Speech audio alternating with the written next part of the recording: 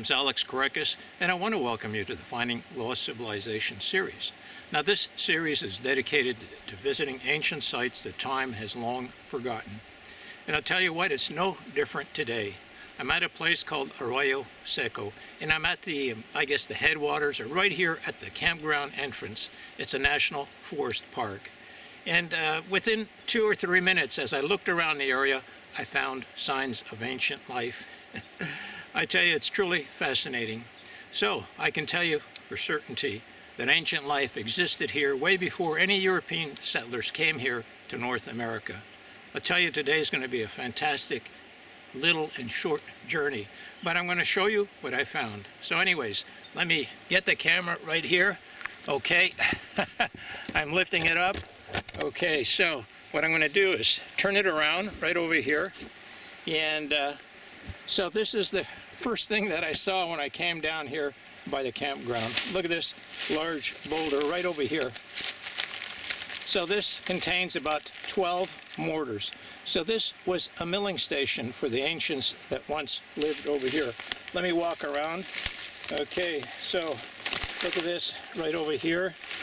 So there's definitely one here. And of course, you know, foliage has covered these up. So what we'll do is we'll walk around the boulder. It's fairly large, okay? I'm looking down at it again. And there's the Arroyo Seco right over here in front of us. It's quite a scenic and amazing place.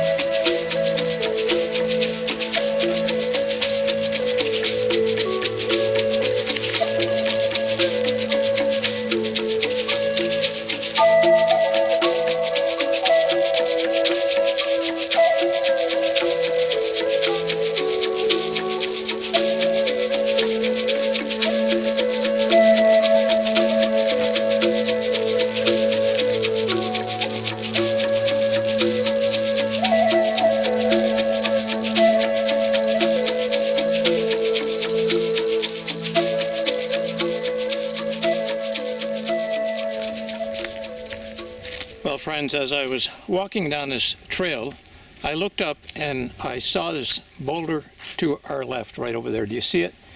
And this is very interesting. This is fairly classic. In other words, a piece of the boulder breaking off and creating a ledge, and then a flat surface right here. There's the other piece. Now, the interesting thing about this type of configuration right here is oftentimes, because of the flat surface that the cleavage has created, it presents itself as a very nice canvas for paintings, pictographs. So let's go take a look at it. I haven't been here before, but as I said, I noticed this very interesting boulder over here. So let's go examine it. So right over here is a way up right over here, okay? Going up there, again, you can see the flat surface, a beautiful canvas. Let's walk around over here to this side, and let's see what it looks like over here. Okay, this is the piece that cleaved off, that broke off right over here. You can see the ledge right there. So let's see what it looks like from this perspective right over here. Okay, I'm going to turn around again, and there you go, beautiful. So what we'll do is go up this little trail over here and take a look. Gotta go slow, it's a little slippery. Anyways, there it is, it's coming into view right over here. And you know, I see some coloring. Maybe we'll be lucky and actually find a pictograph. This is just a wild guess on my part. So I'm looking at the ground over here to see if there's any other signs. The only thing I can notice that's really interesting is, you see right over here, this little bit of red. Okay, there you go. Look at that. The reason I was looking for this is when we come to these sites, we have to try to look to see what they could have used for coloring. So what we have over here, let me put it in the sun right over here, is very interesting. This is a piece of hematite, and it was used to make red paints. So as I said, you know, looking at the ground, the terrain around you is all very important in trying to come to some kind of answer or some kind of conclusion, a question we might have. Well, there you have it. It's quite beautiful, and again, fairly typical. When I've seen these type of configurations, I've often found symbols of ancient life.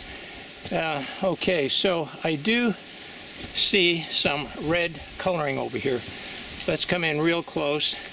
Now this is a sandstone boulder, and you can see where people have scratched their names in there.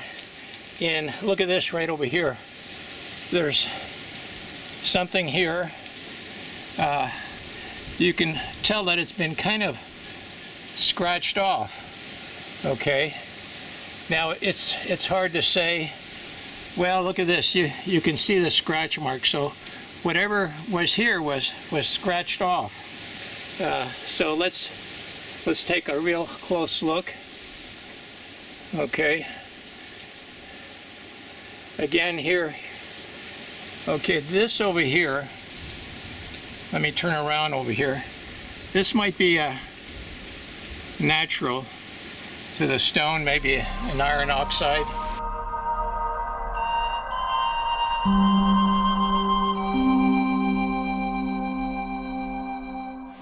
Again over here, look at this. It looks like there was definitely something here, and we'll keep examining it. Again, it looks like people have been scratching this boulder. Yeah. All right, let's keep on looking. Oh boy, look at this over here. Can you see this? Barely visible. There it is. It's a handprint.